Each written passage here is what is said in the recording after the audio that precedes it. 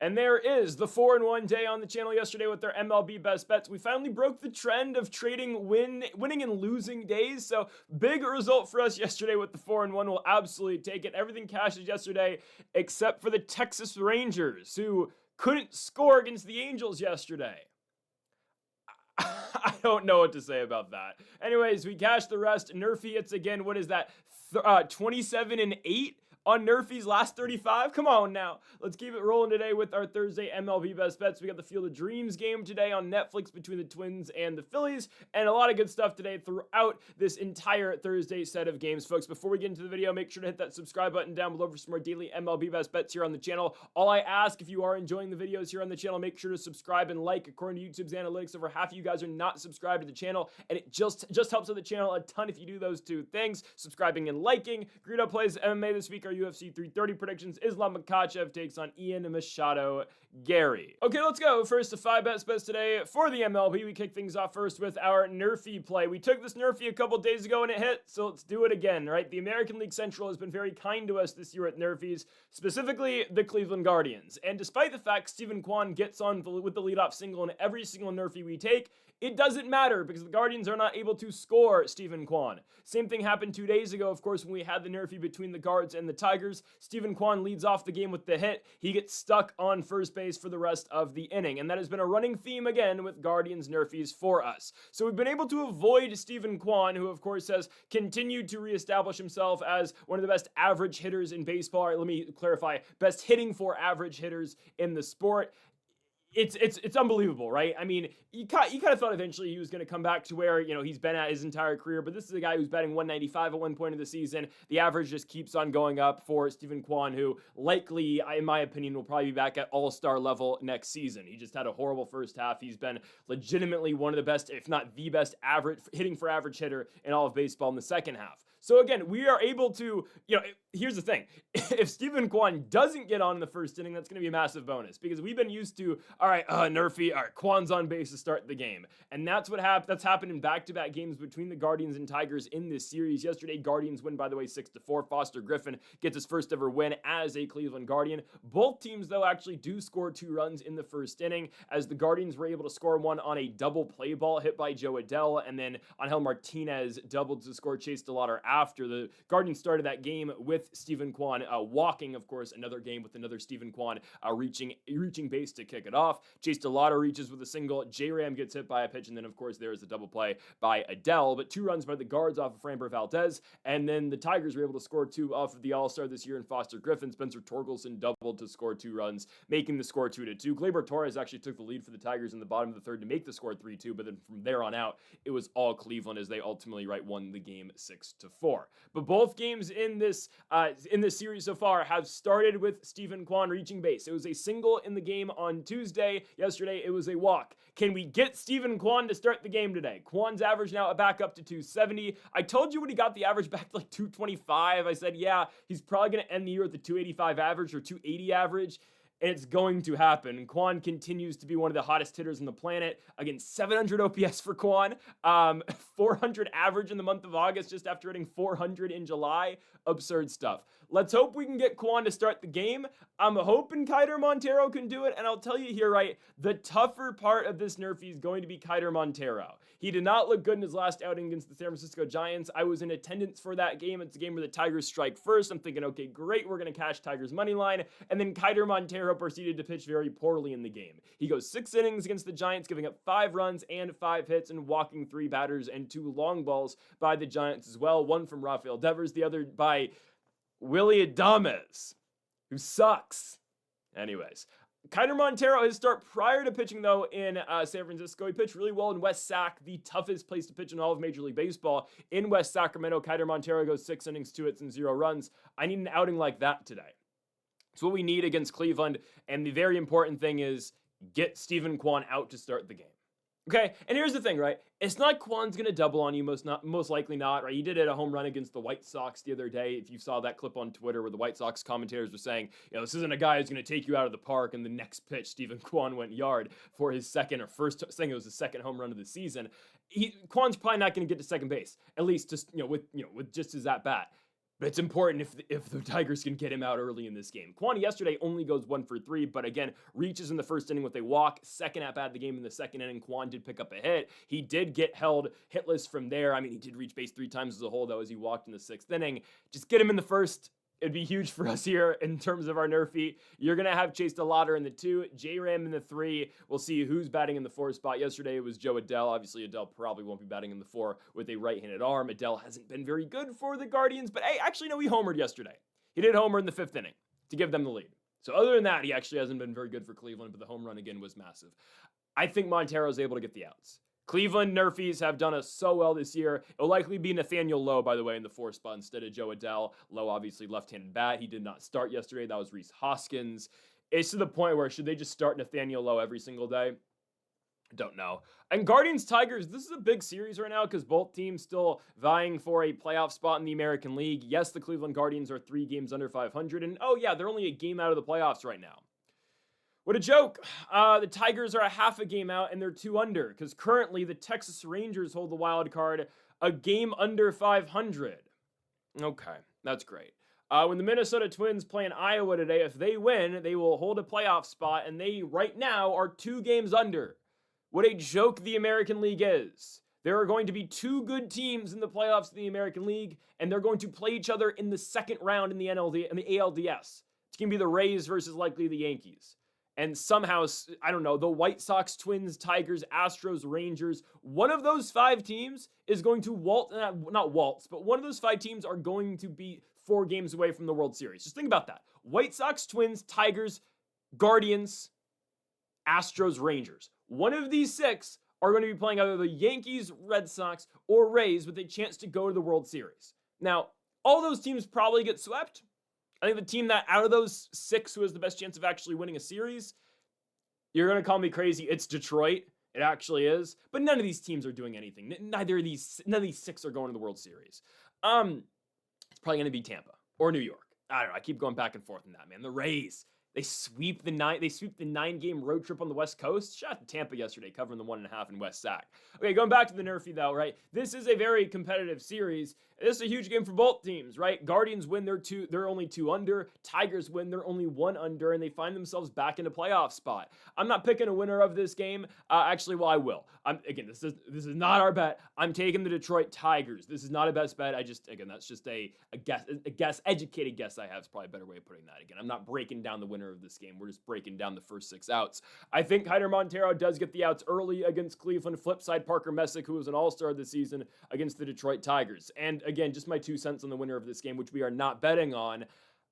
I just like the Detroit lineup a lot. I understand some nights they are awful and they're just singles machines. They can leave guys on base, but I mean, it feels like every other team in baseball leaves a million guys on base every single night. And this is something too, by the way. There are so many teams in baseball this year that are just so ass at hitting.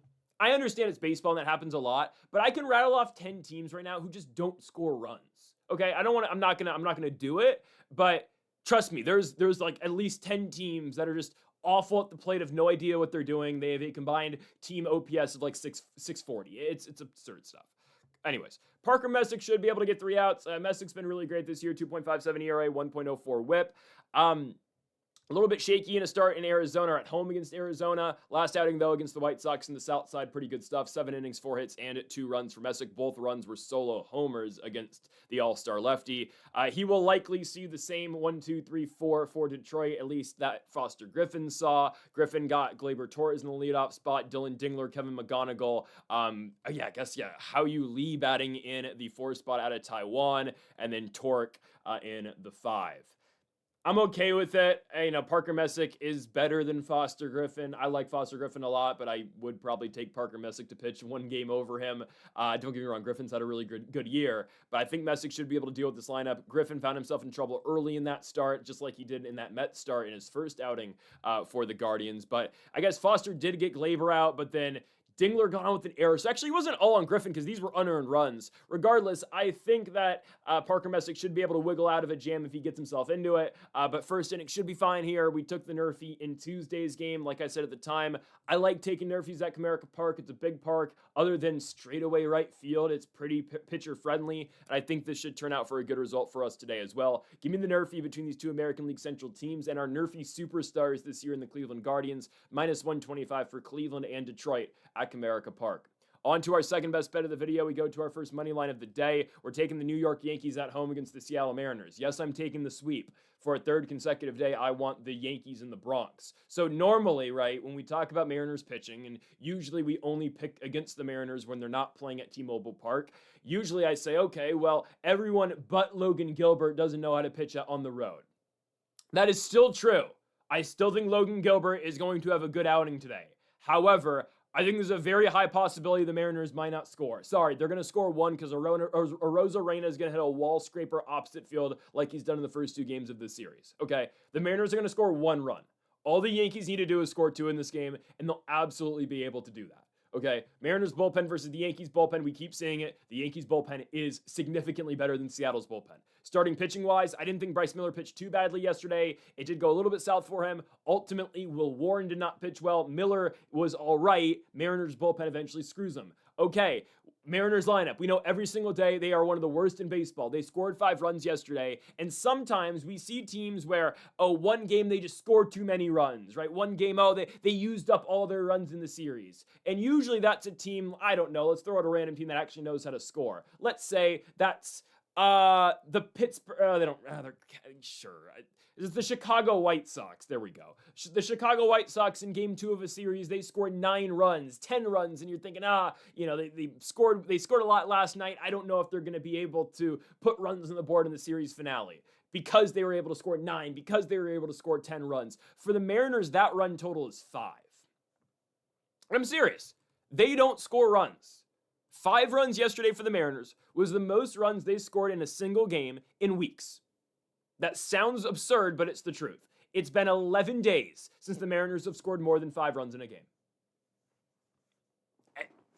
That's the truth.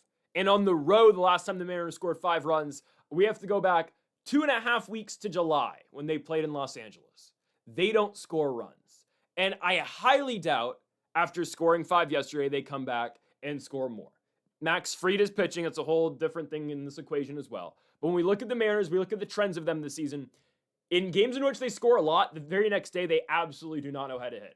Second half of the year, there was the first game that they played against the Reds at home, a series that they lost at home, by the way, to Cincinnati. They score 8 runs in the opening game of that series against Andrew Abbott. Next night, they score 2 runs. It was Chase Burns on the mound, but still, they scored 2 runs in the next game of that series.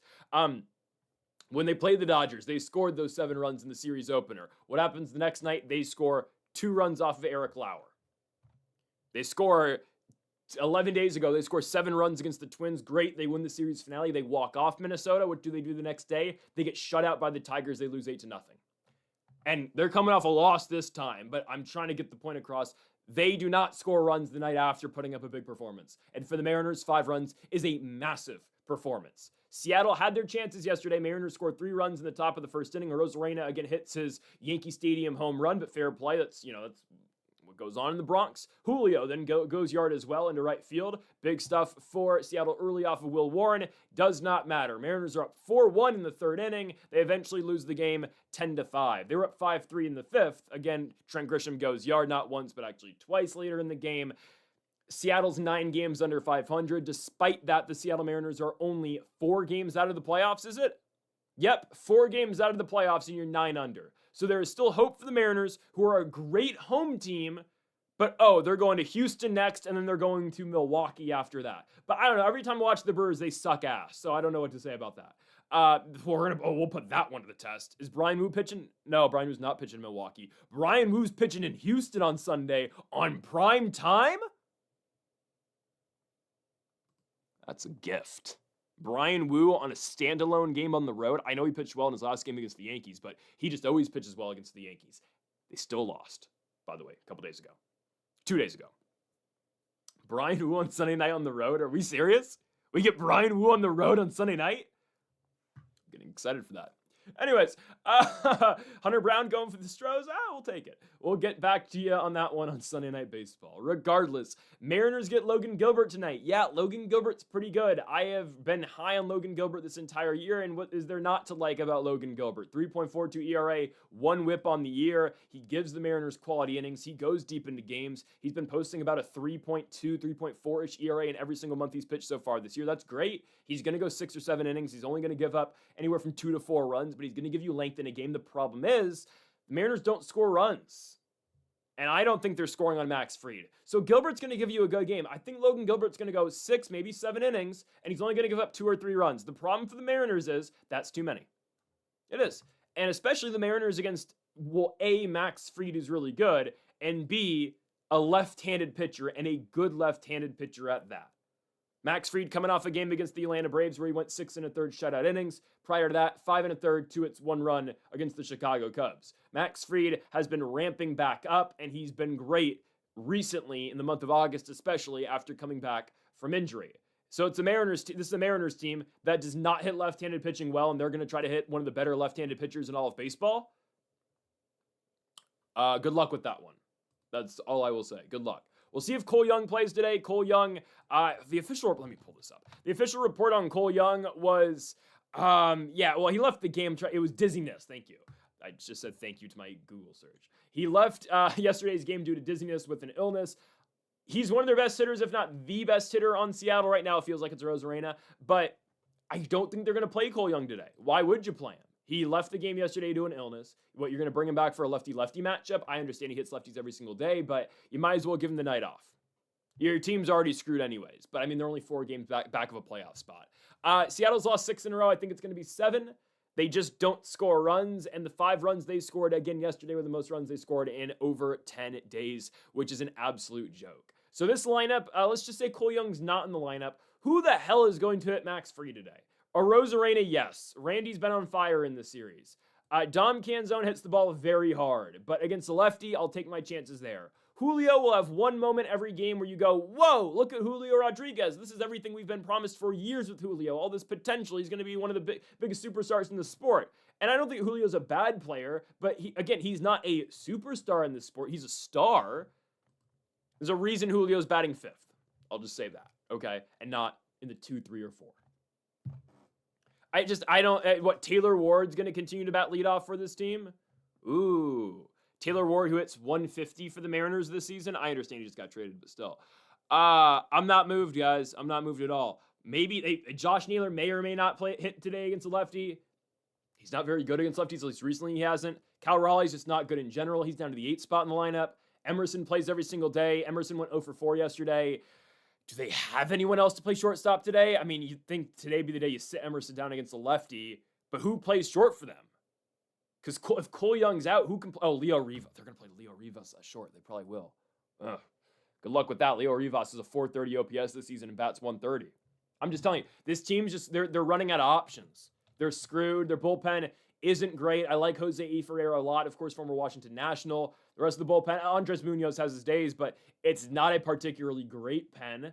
And I think Max Fried completely shuts them down. I think, again, Logan Gilbert's good, but the Yankees eventually will find their way against him. And for as much trouble as New York has had at the plate, recently it's been a little bit better. Well, in this Mariners series, it's been better. 5 runs on Tuesday, 10 runs yesterday. Don't look now, the Yankees have won 4 of their last 5, with their only loss being an extra innings loss on Sunday against Atlanta. This is the team that is potentially and probably going to win the American League. I don't know, them or Tampa, though. Tampa continues to wow me. I don't know. I can get really excited for Tampa versus New York. Problem is, that's going to be a 5-game series and not a 7-game series. Again, we need to reseed the bracket. And I understand you could still get New York versus Tampa anyways, but if that's the case, so be it. Fine. But there's a chance, very good chance, say Detroit goes on the road and beats Houston in the first round of the playoffs like they did 2 years ago. That bracket should be reseeded, and Detroit should play Tampa, and that should make the Yankees go play the White Sox. But whatever. It's a fixed bracket, and I'm not the biggest fan of that, but it's fine. I think Max Fried pitches well. I think Logan Gilbert's going to pitch well, but it's just not going to be well enough. For the Mariners to win this game, Logan Gilbert needs to shut out the Yankees, and I just don't think that's going to happen. The Yankees got a lot of good left-handed bats. My boy Luis Garcia Jr., Ben Rice, finally gets back on track yesterday. Spencer Jones hitting the 3 spot, bombing baseballs now. How about Trent Grisham yesterday? 3 for 5 with those 2 home runs. Jazz Chisholm, Ryan McMahon, Austin Wells. I understand some of those guys aren't very good, but they're stacking the lefties. You get basically everyone in the lineup today is going to be a lefty except for Ramos and Lombard's playing every day. Yeah, Lombard and Ramos are the only 2 righties in the lineup. Sign me up for that. The Mariners don't have much flexibility, by the way, with lefties because they burned both their lefty. I guess Ferreira could pitch again today, but they pitched Spire yesterday for 22 pitches. He's not pitching today. Yeah, I mean, you could pitch Ferreira, but that's it. The Yankees positionally are in a really good spot to sweep Seattle, and I think they should do it. Yankees money line at -135. On to our third best bet of the video, we go to our Washington Nationals best bet of the day. We continue to schmack on Washington Nationals player props. I mean, we're going back to Abrams today, but it was Abrams, then Cruz who homered 2 days ago. Yesterday, it's Jackson Kent. I led off the Nationals player prop portion of the video yesterday by saying, I don't think the books know who Jackson Kent is. And was Kent's overall start the best? No, he walked 5 batters, but I think that's a great building block. I think he's going to live in the zone a lot more for his next start, which would be not against the Mets. We're playing what? We're playing Miami or Colorado after. I think it's Miami. I think he's going to be a lot better in his next outing. I'm really excited for Jackson Kent. But what does he do? He easily goes over 3.5 Ks. He had 3 Ks alone in the first inning, striking out Pete Crow Armstrong to start his major league career. So again, we let off yesterday's Nats portion of the video by automatically just saying, the books don't know how good Jackson Kent is, or they don't really know how high his strikeout rate is. So Jackson Kent easily blows by that line yesterday. Let's go back to CJ Abrams today. I don't know if there's many great matchups the Nationals have against Kevin Gausman. I don't know if there is. Because I wanted to go Nats money line today because Cade Cavalli's on the mound. I just couldn't bring myself to doing so because of the way the Chicago Cubs are playing. I'd argue right now the Cubs are playing like the best team in baseball. And I'm not just saying that because they're playing my favorite team. I've been watching the Cubs for a little bit now, and they continue every single game. They look really great. I mean, dating back to that series that they played against the Dodgers at Wrigley where they swept them, the Cubs just the second half of the year, the Cubs have looked great. And Pete Crow Armstrong, to me, undoubtedly is the most valuable player in the National League. If they're not going to give it to CJ Abrams, which again, I've just given up hope that they're going to give it to CJ, CJ over 900 OPS leads the MLB in RBI. I think he's worth a look. But regardless, it should go to PCA if it's not CJ, which fine, whatever. We'll just wait till next year until CJ can win his MVP. Whatever. But, or I guess 2 years if there's a lockout. I don't know. But Pete Crow Armstrong is phenomenal. And I keep watching this Cubs team. They are good. And I'll tell you this right now. I think they're going to pass the Brewers for the National League Central lead. Cubs are 3 back of Milwaukee. Milwaukee's starting a 3-game series in Los Angeles. 4-game set in Los Angeles this weekend. Oh boy, how many games do the Brewers really win against the Dodgers? 1? Miz versus Robleski on Saturday. I think we can probably, write that one in as a Brewers victory. Other than that, I don't know which game they win in LA. So I'm just saying, man, the Cubs can easily take the Central. And if the Cubs and Brewers play in a 5-game series in the playoffs right now, I'm taking Chicago. I think I am. But man, the problem with the Brewers is in a series, they are just so dangerous because Miz is going to pitch 2 out of the 5 games in the series. Because he'll pitch game 1, he'll pitch game 5. So you have, and again, obviously the guy's not, indestructible, but you have to win 2, 3, 4. If not, you have to win a game off Miz. That's what makes the Brewers tough. I don't think they're that good right now. We keep watching the Brewers. They've not done anything for us, right? Every time we watch the Brewers, they suck. But when they get into the playoffs with that rotation, they are probably dangerous. But I will say, when's the last time the Brewers have done anything in the playoffs? To be fair, when have they ever done anything in the postseason? Okay, going back to the Nationals, I'm taking CJ Abrams today. Kevin Gausman pitching for Chicago. Again, I don't know how many great matchups there are for the Nationals here. I looked at the odds. Abrams, of course, has the highest odds of going over 1.5 hits, runs, and RBI for the Nationals today. Second, Dylan Cruz, which I'm glad the books have that much confidence in my guy, but really, I've watched Cruz against righties all year long, and it really hasn't gone his way. I still think he's going to be a great baseball player, right? I still think Cruz will be an all-star. Next year, I think he probably will. 2 years. He'll be an all-star. I just don't know about this version of Dylan Cruz right now. I think he needs, it's a little bit more time. He'll be fine, I think. I don't mind Abimelec Ortiz, but the problem is, and this is why I haven't gone to Andres Chaparro against lefties, Chaparro and Ortiz, each guy at max is going to get 3 at-bats a game. Because so today, right-handed arm, Abby Ortiz is hitting. As soon as the Cubs go to a lefty in the bullpen, in comes Andres Chaparro. So it limits Ortiz's at-bats. Ortiz yesterday hit a home run to the third deck. He's going to get a red seat painted for him out at Nats Park now, which is crazy, next to current Nationals Keibert Ruiz and James Wood. They both have red seats. Avi Ortiz in his, fourth, fifth home game is already going to add a red seat at Nats Park. I don't know how many more he's going to get, because it is tough to hit a ball into the upper deck or the third deck at Nats Park, because the launch angle needs to be just right, and you got to hit it down the foul line, or obviously close to the foul line. Regardless, Avi Ortiz forever will have a red seat at Nationals Park now, which is pretty interesting. Regardless, that's why I can't go to Ortiz or Chaparro, because of the fact these two guys platoon. And they don't just platoon with starting pitchers. They platoon every single game. As soon as the matchup that does not favor Ortiz, here comes Chaparro. As soon as the matchup that does not favor Chaparro, in comes Avi Ortiz. So the only guy I have confidence tonight, the only guy I have confidence in tonight is CJ Abrams. I think the Nationals could win. I think they could, because Cade Cavalli has been just that good. But the bullpen's just so ass still, so I got to go CJ. Abrams this year, right, batting .285, 900, over 900 OPS, 29 homers, 91 RBI. Already set a career high in wins above replacement. Obviously, that can go up and down, but it's not going to go that much lower. It's not going to go lower at all. I think Abrams at least will finish with a 5 wins above replacement this season, which is crazy, but 4.5 currently is the WAR for him. What a year, man. What a year for CJ. If he played in Los Angeles, if he played in New York, people would be talking about Abrams as a potential MVP, and he'd be getting national recognition if he did not play in the nation's capital, which is crazy that DC is not a big market for baseball, because Mark Lerner has ruined our franchise, ruined our organization, but it's okay. I think CJ does pretty well against Gausman. Gausman, first start as a Cub, was great. He goes 7 innings, 4 hits, 2 runs against the Royals. It is the Royals. Been watching the Royals a little bit in that Dodgers series. Every game the Royals just blow a lead every single night. It's kind of crazy.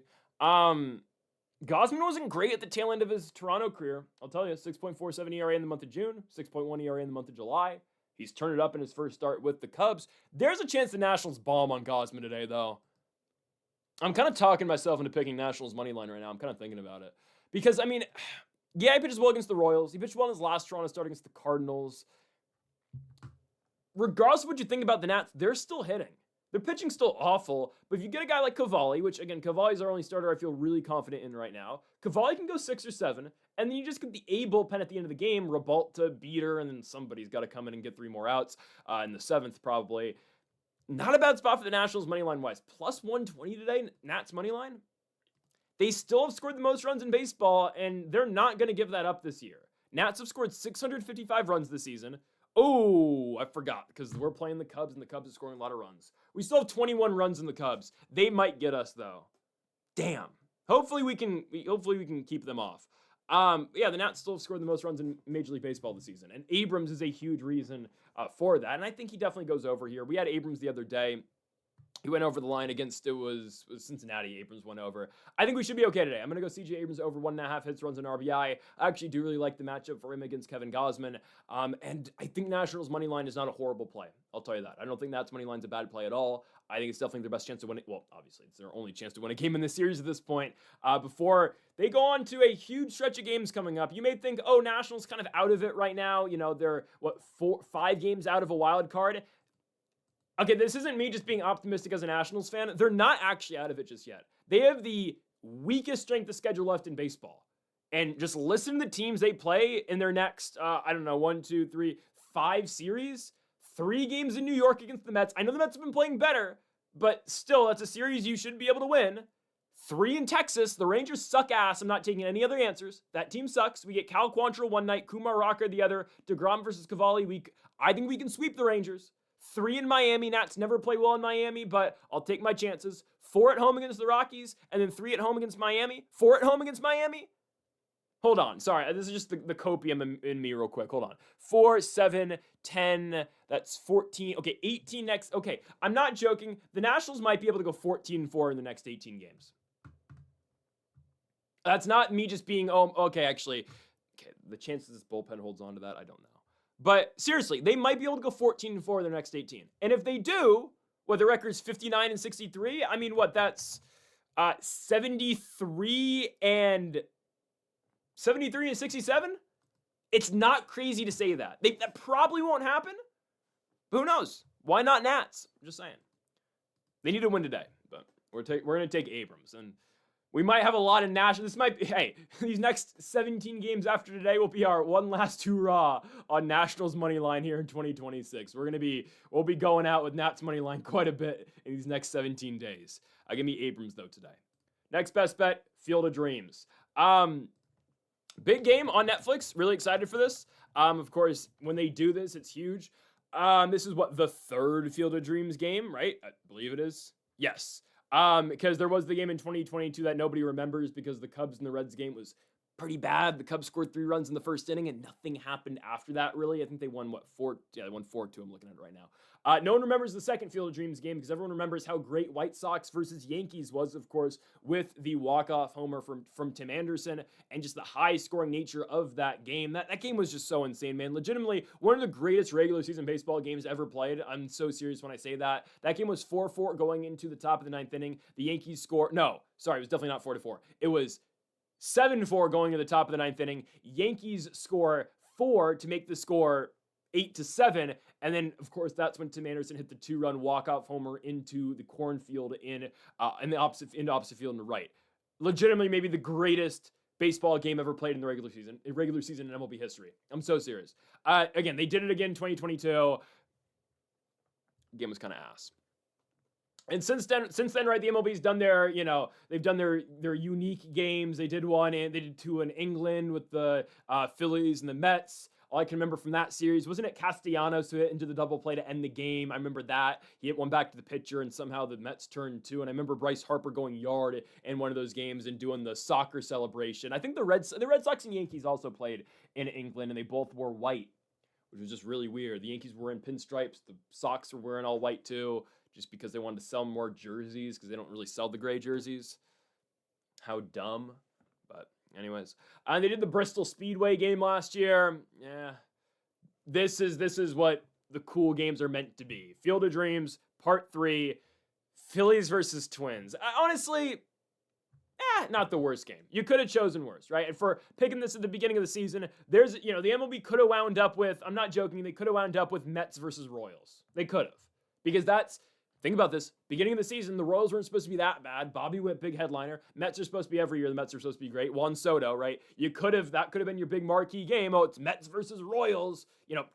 KC's not that far from Iowa. That's okay. Field of Dreams, awesome. And you could have the 49-win Royals versus the 53-win Mets, right? So, very glad they wound up with this. I'm kind of surprised they chose the Twins because no one thought the Twins were going to be good this year, but whatever. Phillies make sense. They put the Phillies in big games all the time because of Bryce Harper and Schwarber, so makes sense. Phillies-Twins, though, I'm taking Minnesota. Taking Minnesota at -110. Even odds on both sides. I like the Twins here. Don't trust Aaron Nola. I don't trust Aaron Nola at all here. I think the Twins are going to bomb him. 5.47 ERA for Nola. Aaron Nola has been in one team in his last 12 starts, I think it's 12. It's the Washington Nationals. Nola has won 2 starts since June 13th. They are both against the Washington Nationals. Every other team has beaten him. Mets, Pirates, Royals, Tigers, Mets, Dodgers, Marlins, Blue Jays. Every other team beats Aaron Nola except for the Washington Nationals. It's Minnesota's spot right here. Taj Bradley's been good this year. I know he's been struggling a little bit, at least in August. Did not pitch particularly well against the Brewers in his last... Actually, he pitched all right. What can I say? 5 innings, 5 hits, 3 runs. Not a bad game. 6 innings, 7 hits, 3 runs against Seattle. The month of July for Taj Bradley, though, amazing. 2.92 ERA through 6 starts, 37 innings, 12 runs. Phenomenal stuff. I think Taj Bradley's going to pitch well enough tonight against the Phillies. If you've been watching the Phillies, they are struggling right now. And there is a chance the Phillies do not make the playoffs now. I think they're going to. I think they're still going to get in, by the way, because Arizona and San Diego, they're going to cross paths eventually, right? I'm pretty sure they still play each other twice. I could be wrong here. They only got to play each other once? Oh, boy. We'll see. We'll see. But, I mean, if the Nationals go 14-4 their next 18 games, then I don't know. Maybe the Phillies and the Diamondbacks are out. Who knows? But in all seriousness, I do think the Phillies eventually will figure it out. They have too much talent not to do so. and we're talking about them right now like their season is over. They are still in a wild card spot. If the playoffs were to start today, actually Philly would be out. The D-backs have the tiebreaker over them, but they're right in it right now, right? Them and the D-backs are tied. Both those teams just keep losing. D-backs lose a series at home to the Rockies, and the Phillies just lost a series to, I'm blanking, the Twins. Not the Twins, the Cardinals. They're playing the Twins right now. Some awful baseball in the last 2 games for Philadelphia. Some really bad games. 0 runs on Tuesday. They lose 2-0 to the Cardinals, who have a historically bad bullpen. A lot of teams have bad bullpens this year, but they weren't able to do anything on Tuesday. Wednesday, yesterday, 7-1 loss. Zach Wheeler on the mound, doesn't matter. Wheeler gives up 4 runs. Kyle Leahy goes out there, shoves. Luis Arraez finally did something. Woo! Arraez breaks his 0 for 13 streak yesterday because he goes 1 for 4. Luis Arraez is batting 200 as a Philly? Oh no. They're in trouble, guys. They're in trouble. I'm talking they're in trouble for the playoffs. It's to get in the playoffs. If Philly gets into the postseason, they don't stand a chance this year. Because Wheeler's not pitching particularly great right now. He's not. Last 2 starts haven't been good. Last 4 starts haven't been good, excuse me. Christopher Sanchez, he's fallen off a cliff. Guys, Philly gets into the postseason as a 6th seed. In the first round, they go and play. Let's just say it's, let's say it's probably Atlanta. Probably Atlanta still. Braves win 2. But the thing is, the Phillies always own the Braves in the playoffs, though. Okay. Let's just say the Phillies aren't doing anything. Max, they go to the NLDS. Say the Phillies, okay, they get by the Braves. All right, they go play in the NLDS. They go get Milwaukee. But do you trust Milwaukee? Yeah, let's say they get the Cubs. They play the Cubs. They're not beating the Cubs. Minnesota, I guess, could get in the playoffs too. Why am I taking the Twins today? I don't trust Aaron Nola. The only team he's beaten again in 2 months, that's the real stat, is the Washington Nationals. And Todd Bradley's quite good. He is. Twins lineup, don't hate it. I'm so glad we did not take Orioles money line yesterday. If you watched the beginning of yesterday's video, I said, yeah, originally I was going to take the Orioles to beat the Twins, but I instead decided I'm going to go with the Rays. Good thing we did that. You look at Minnesota yesterday, 7 runs and a big victory off of Shane Baz. Early, it is the O's. O's go up 4-1. Dylan Beavers hits a 3-run home run in the top of the 3rd. And then here comes Minnesota. As soon as Beavers hits that 3-run shot in the top of the 3rd, Minnesota responds with 4 of their own. They ultimately win the game 7-5. This lineup's hitting well. They are. How about my guy, leader of the book club, Josh Bell, 3 for 5 yesterday. Royce Lewis is swinging a good bat after being recalled up from AAA. Larnick, Cody Clemens, Brooks Lee. It's not a big name lineup. I get it, but the Twins currently are a half a game out of the playoff spot, and they're 2 games under 500, and they are without their 2 best guys, Byron Buxton and Joe Ryan. We'll see when Buxton comes back. Buxton might play today? Hey! Twins manager Derek Shelton said Wednesday that Thursday is a possibility for Byron Buxton. Well, there you go. Joe Ryan still out for the time being with the glute injury. I think he'll probably be back in about a week or so. I'm taking the Twins here. Taking Minnesota. Does their bullpen suck? It used to. It's not that bad anymore. They sold out for a bullpen. Gomez still their closer. Hoffman's the setup guy. Sometimes we'll get save opportunities. AJ Minter, get Minter up and moving. Andrew Morris, Taylor Rogers. Okay. It's not as bad. The Twins bullpen's not a liability like Washington's is, like the Angels is, like the Giants sometimes. No, it's not a liability anymore. I'm going Twins money line, not at home, but in Iowa against the Phillies after today, right? The series will then resume in Minnesota on Saturday, right? They're taking tomorrow off, if I'm not mistaken. They are. Okay, so yeah, the series resumes on Saturday in Minnesota. I'm taking Twins today, though, to beat Philly at -110. On to our final best bet of the video. I will tell you, wanted to take Angels +1.5 today. I really did. Walbert Urania, you know how much I like Walbert Urania, even though he didn't go our way in his last outing against the Texas Rangers, or not, against the Miami Marlins. I'm staying away. Instead, I couldn't pass up on this. Oh, God. Give me the Los Angeles Dodgers. Oh, goodness. Dodgers at -140. We don't love to stick at the -140 range. I try to get down to -135, -130 at the worst, but I got to do it here. The Brewers suck. At least right now they suck. Again, I fully believe that the Chicago Cubs are winning the Central right now. That could change in the matter of 4 days. But the way I'm seeing things right now, and sure, is everything in sports recency bias at times? 100%. 100%. But I've just watched the Cubs kick the shit out of my favorite team back-to-back days and score a million runs in those games. And I've watched the Brewers play 3 straight games against the Padres and suck in all 3. They don't really hit. Their pitching's good, except for Kyle Harrison, that one game. I'm not a believer right now in the Brewers. I'm not. I still recognize they are difficult in the playoffs because, again, like I mentioned earlier, in a 5-game series in the NLDS, Jacob Mizorowski, assuming you don't have to play the wild card, Miz is getting the ball in 2 out of the 5 games. It's not a guaranteed win, but it's a pretty good chance you're going to win the games that Miz is pitching in. So you just got to take one of 2, 3, 4 if you're Milwaukee. Tonight, Shane Drohan is pitching for Milwaukee. Not bad stuff this year, 3.87 ERA. We'll go into the Savant pages in a little bit because you know how much I like the Savant pages. We haven't gotten a chance to look at the advanced metrics today, but we've got some numbers to look at in a second. It'll be Drohan versus Roki Sasaki today. Roki's trending in the right direction. Man, Sasaki, let's think.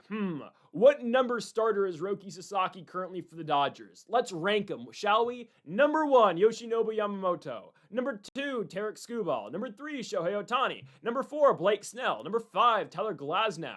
Number 6, Justin Robleski still, even though it kind of sucks, but he's an all-star here, so Robleski 6.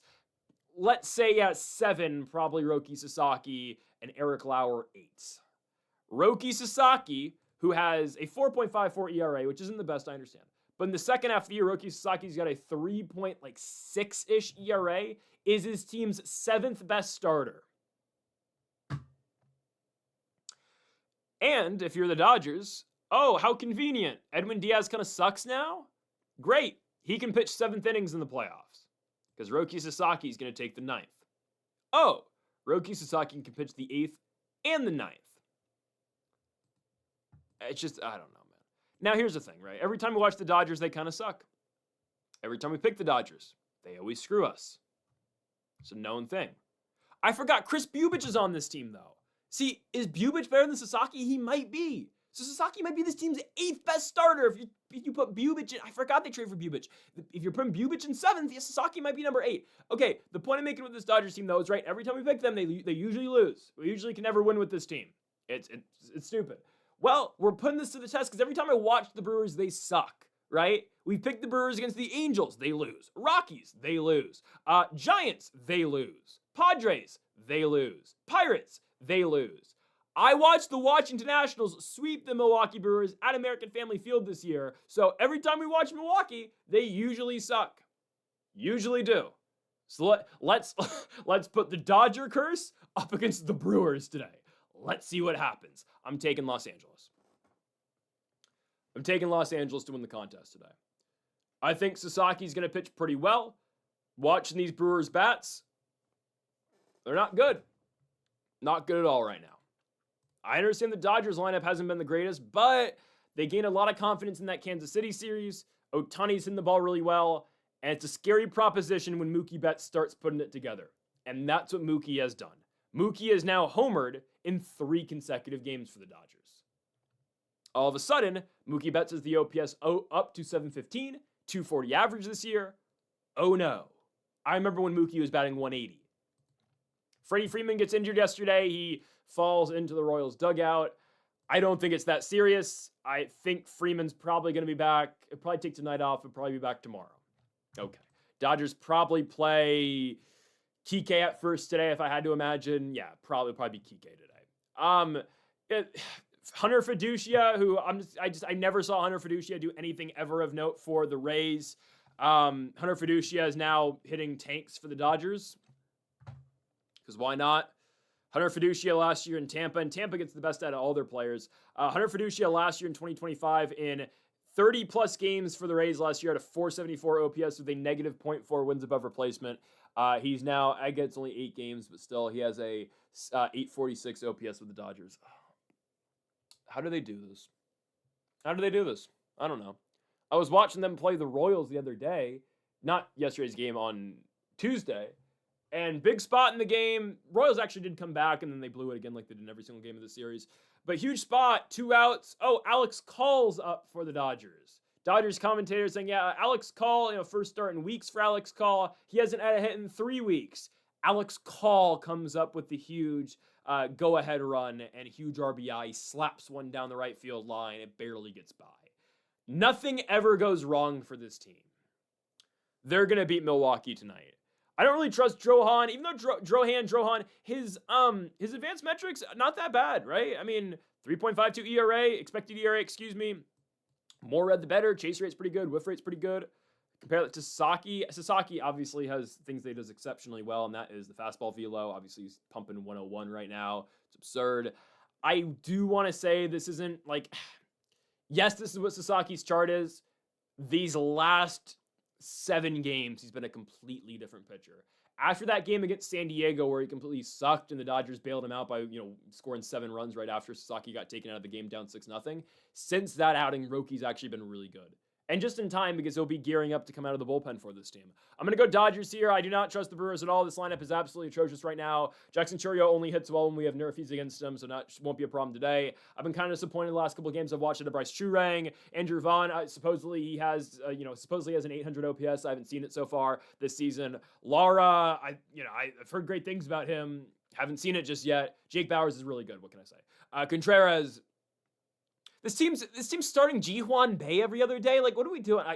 Sorry, I can't take the Brewers seriously right now. You just got swept by San Diego. I know the Padres are significantly better right now. Padres will be in the playoffs this year. To me, that third wild card is up to Arizona, Philly, and Washington. But I'm going to go Dodgers today. I'm going Dodgers -140. But it would be very fitting, right? If, now the Dodgers can't catch. The Dodgers can't catch us again, and now the Brewers want to win a game. It would be very fitting. Dodgers money line -140 to end the video. Folks, that'll do it for our MLB Best Bets here on August 13th. If you have not yet, though, make sure to hit that subscribe button down below for more. Make sure to leave a like if you did enjoy the video. Make sure to comment if you disagree with any of the picks. We'll be back tomorrow with more daily MLB Best Bets. Folks, thank you all for watching, and Mamba forever.